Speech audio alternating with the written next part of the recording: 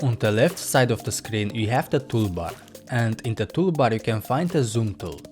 Click once and now move your mouse somewhere on the screen where you want to zoom in, and click once or more times.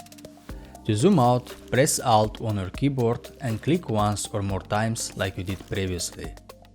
If your zoom tool is selected, you can just click and drag from left to the right to zoom in, and from right to the left to zoom out. If you are gonna drag vertically, it's not gonna work.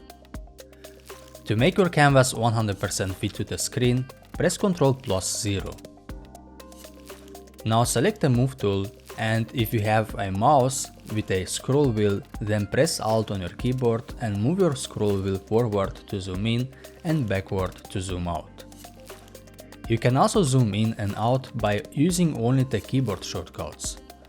Press and hold Ctrl and then press one or more times on the plus key on your keyboard to zoom in. And to zoom out, press and hold Ctrl again and press a few times on the minus key on your keyboard. Go to the window menu and click on the navigator. In the navigator panel you can drag the slider to the right to zoom in and to the left to zoom out.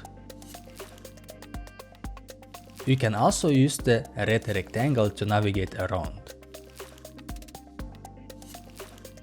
By clicking on the left icon in the navigator panel, you will zoom out, and by clicking on the right icon, you will do the opposite. Now go to the view menu, and here you have a few options that you already have seen when we used the shortcuts. Check all of them and let me know which one do you prefer to use when zooming in Photoshop. See you next time.